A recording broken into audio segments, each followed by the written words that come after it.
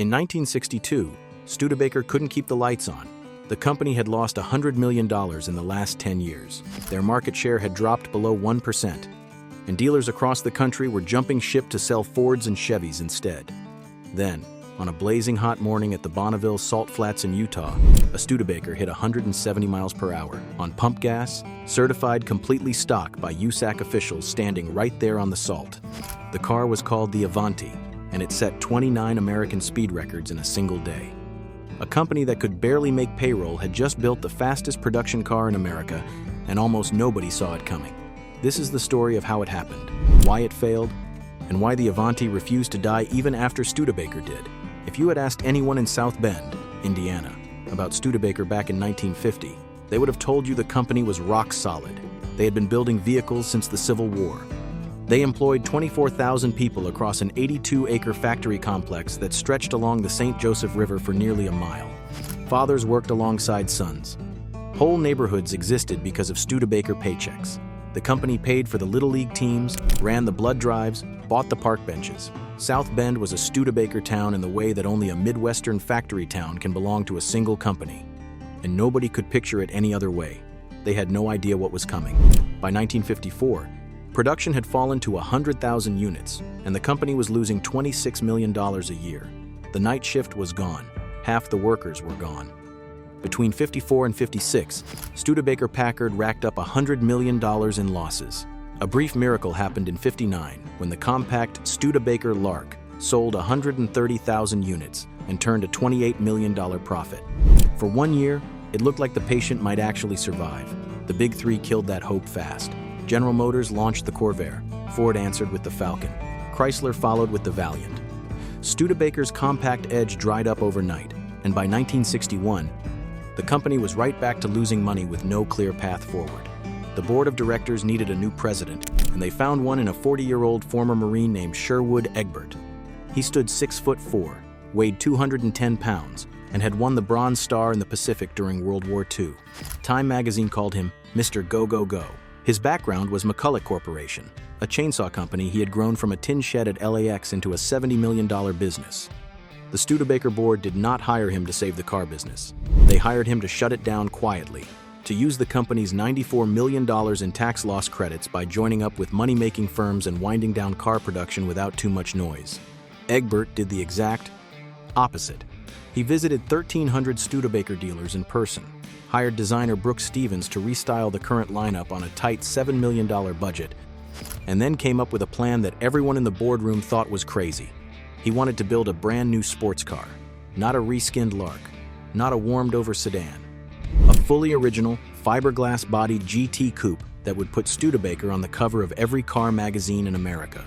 On a flight from South Bend to California, Egbert sketched his idea on a napkin, a sporty 4-seat personal car to go up against the Thunderbird and the Corvette. And when he landed, he called the most famous designer in the world. Raymond Loewy was 67 years old in March of 1961, and his resume read like a museum list of 20th century American design: the Coca-Cola bottle, the Lucky Strike package, the Greyhound Cine-Cruiser bus, the Pennsylvania Railroad GG1 locomotive, the Shell logo, the Exxon logo. He had appeared on the cover of Time magazine in 1949, and at the very moment Egbert called him, Loewy was designing the paint scheme for Air Force One. The man behind the look of the Kennedy White House was about to take on the last car Studebaker would ever build. Loewy had a long history with the company. His firm had been Studebaker's design team since 1936, turning out landmark cars like the 47 Champion and the gorgeous 53 Starliner Coupe. When Egbert met with him in South Bend on March 9th and showed him the napkin sketches, Loewy was hooked. He later wrote that he read the man through the sketches and knew right away that Egbert had a natural feel for design. Egbert gave Loewy 40 days to deliver a finished design and a scale model. Loewy agreed on one condition. The work would not happen in South Bend under the watchful eyes of suits and bean counters. Instead, he rented a small tract house on the edge of Palm Springs, California, near his own home, and put together a team of 3. Tom Kellogg was the youngest at 28, a fresh Art Center College of Design graduate who handled the main sketching. When Loewy first called him about the project, Kellogg hung up. Sure, it was a prank call. Bob Andrews was a seasoned Loewy stylist who had worked on the 1948 Hudson. He turned the sketches into three-dimensional clay. John Epstein was Loewy's right-hand man and project manager who kept the trains running on time. The team showed up on March 19th. They were not told what they would be working on until they got there. Loewy locked them down like a jury, banning them from even calling their wives. The project was codenamed X-She, Sherwood Harry Egbert's initials. Loewy pinned notes on the walls of the cramped little house. Less chrome, no trim pieces. Push the long hood and tuck the rear end under. Think about airflow. Another sign simply read, "Weight is the enemy." The house had a carport that turned into the clay shop. The designers worked in swim trunks because Palm Springs in March was already warm and the workspace had no air conditioning. Loewy himself did not sleep there. He drove over from his nearby home each morning, sketched ideas and set the overall look, then left the younger men to work through the night. A pinboard of photos showed the 1961 Lincoln Continental and the Jaguar E-Type. The feel was part boot camp, part art school, and nothing like any design studio in Detroit. Within 8 days, the team had finished drawings and a 1/8 scale clay model. Egbert flew to Palm Springs on April 2nd, looked over the model, made small changes in about 20 minutes, and said 2 words, "Let's go." From first sketch to board approval took 5 weeks. No major American automaker had ever designed a production car that fast. The result broke every rule Detroit lived by. The Avanti had no front grille at all, which in 1962 America was like building a house with no front door. Every car in the country wore a chrome mouth. Loewy felt a grille dated a design, so he cut it out and hid the engine air intake beneath a blade-like front bumper. The body was fiberglass, not steel, weighing just 510 pounds. The shape had a dramatic pinched waistline, smooth curves everywhere, and an off-center hood bulge on the driver's side that Loewy said made the car and driver feel like one thing, like the sight on a rifle. Inside, the Avanti felt more like a cockpit than a cabin. An aircraft-style overhead panel held toggle switches for lights and airflow. The speedometer read all the way to 160 miles per hour. The dashboard and door panels were padded with foam-backed vinyl at a time when every other American car was mostly bare metal and chrome inside. A steel roll bar was built right into the fiberglass roof, hidden under trim, and the brakes were something no other American car had as standard. British-designed Dunlop caliper disc brakes on the front wheels, built under a deal with Bendix. The Avanti came with front disc brakes in 1962. The Big Three would not catch up until '65 at the earliest.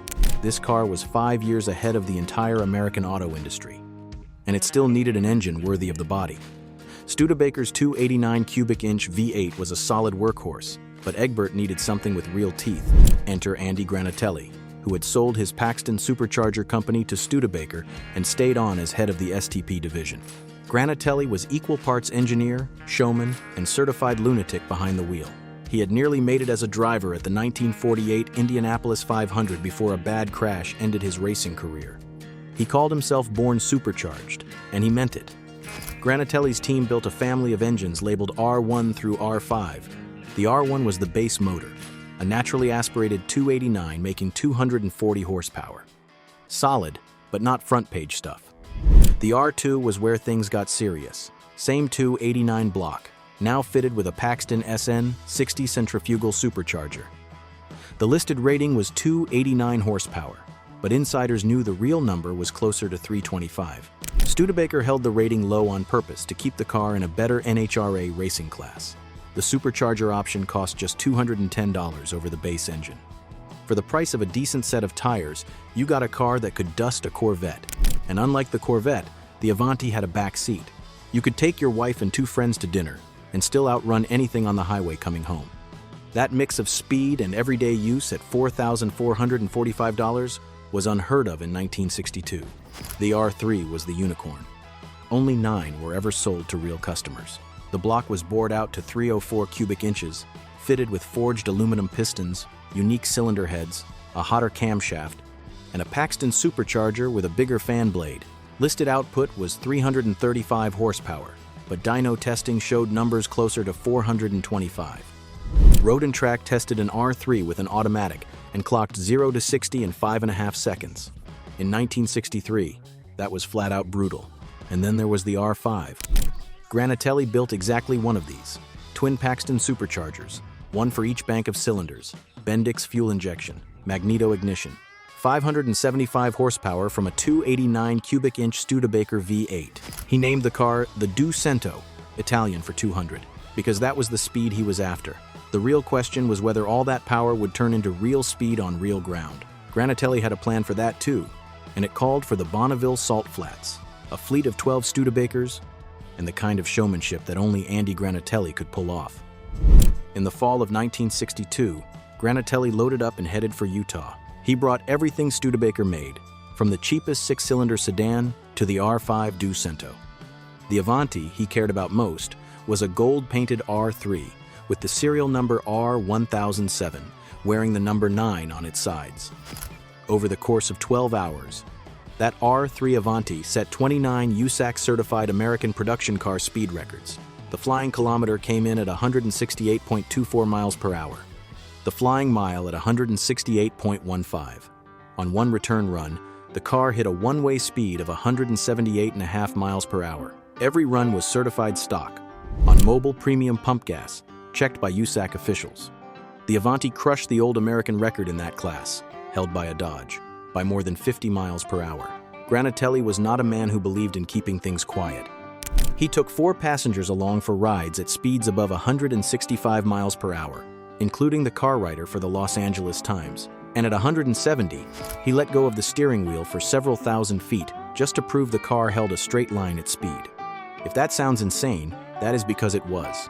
But Granatelli knew the press value of a stunt like that, and he was right. There was a useful side to the madness too. During the 10-day campaign, the Studebaker V8 kept overheating at high RPM. Granatelli's crew found that adding STP oil treatment to the crankcase fixed the problem for good. That find, born out of need on a salt flat in Utah, became the founding story of the STP brand. Granatelli would grow STP from a $1.8 million company into a $105 million empire over the next 10 years, all because a Studebaker engine ran hot at Bonneville. The full 10-day campaign, using all 12 Studebaker models, broke 337 USAC records across 6 classes. Paula Murphy, driving the same Avanti R1007, averaged 161 miles per hour through the flying mile and became the fastest woman on wheels. She went on to set 204 speed records of her own. When the NHRA later tried to ban Murphy from funny car racing because she was a woman, Granatelli said he would pull every dollar of STP sponsorship money. The rule was gone the next day. Studebaker had its headlines. The Avanti was certified as the world's fastest production car. Egbert's crazy bet had paid off on the Salt. The car that could outrun anything in America was about to be killed by fiberglass panels that wouldn't line up. The Avanti's body was farmed out to the Molded Fiberglass Body Company in Ashtabula, Ohio, the same outfit that built Corvette panels for General Motors. Fiberglass was picked because steel tooling would have cost $17 to $20 million and taken 15 months. Fiberglass tooling cost under $1 million and came through in just over 10 months. Studebaker did not have the money or the time for steel. The trouble was that molded fiberglass knew how to make single panels, not put together whole body shells. Each Avanti body was made up of 100 molded parts and 36 cut fiberglass pieces, and when those pieces came together, they did not fit.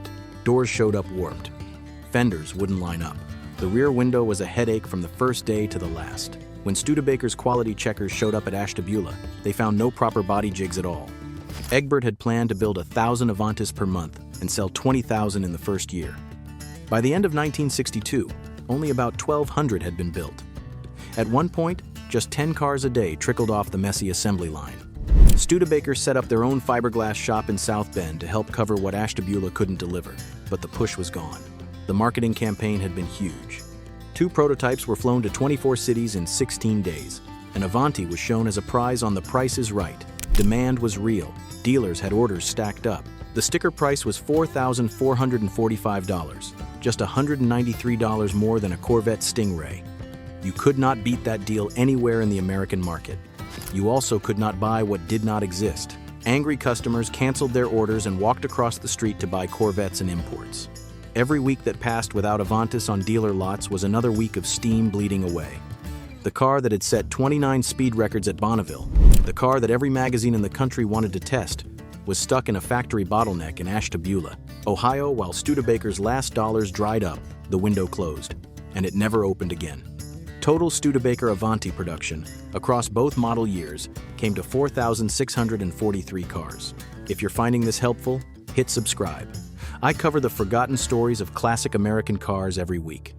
So here's where things get truly painful. Sherwood Egbert, the man who dreamed up the Avanti, who visited 1,300 dealers, who called Raymond Loewy, who pushed this whole project into life through nothing but willpower, had been told he had stomach cancer in late 1962, the same year the Avanti came out.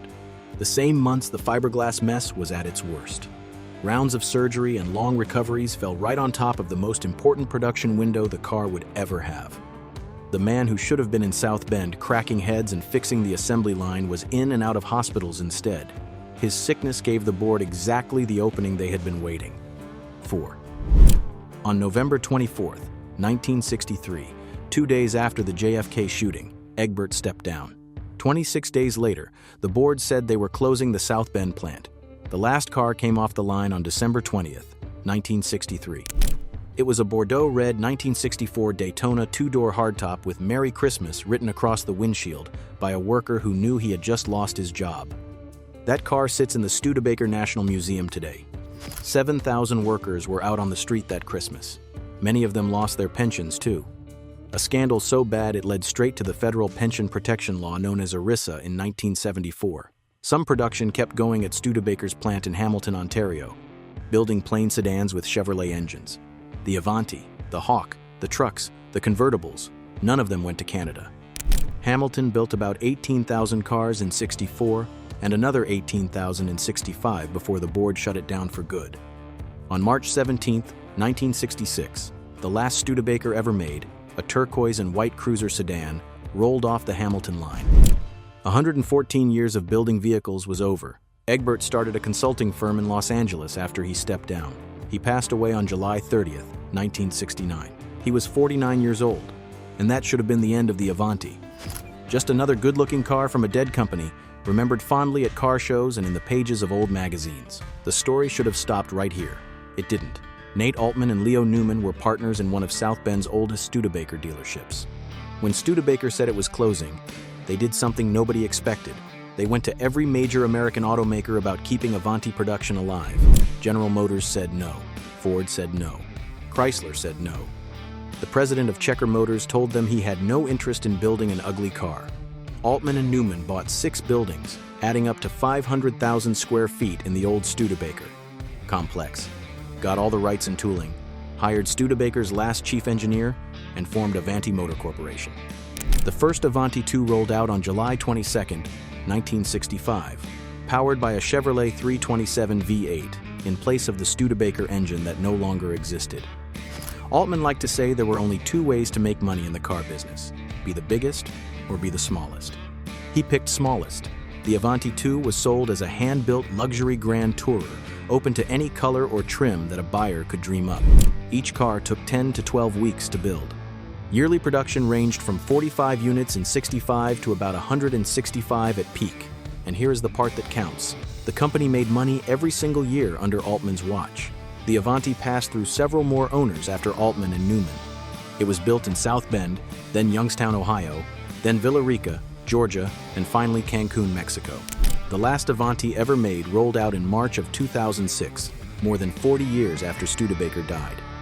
The body that Raymond Loewy's team sketched in a rented house in the California desert was still being built 4 decades later. No other car in American history can say that. Today, original Studebaker Avantis sell in a range that rewards the patient buyer. Base R1 models go for around $30,000. Supercharged R2 cars bring $40,000 to $50,000. And if you can find one of the 9 R3 Avantis, you are looking at well into 6 figures, if the owner would even think about selling. The Avanti's story in the collector world has been compared to the Cord 810 and 812, the last gasp of another Indiana car company, also offered in naturally aspirated or supercharged form. The match is almost eerie. One of Raymond Loewy's personal R2S, the one he kept at his Palm Springs home, ended up at the Los Angeles County Museum of Art in 2014. It became the first working car in LACMA's permanent collection. The Avanti showed up in the 1997 film Gattaca as a car of the future, which makes sense when you look at it. The design is still truly hard to place in time. It could be from the '60s or from next year. Tom Kellogg, The 28-year-old who thought Loewy's phone call was a joke went on to draw the original Star Trek shuttlecraft. Another piece of forward-looking design that, like the Avanti, came from someone who could see further than the times allowed. Sherwood Egbert sketched a dream on a napkin during a cross-country flight. Raymond Loewy turned it into a shape that still looks modern 6 decades later. Andy Granatelli drove it past 170 miles per hour and let go of the wheel to prove a point. And when the company behind all of it finally fell under the weight of its own debts, 2 car dealers from South Bend walked into the empty factory and refused to let the dream die. The Avanti was too good for the company that built it. It just needed more time, and time was the one thing Studebaker never had.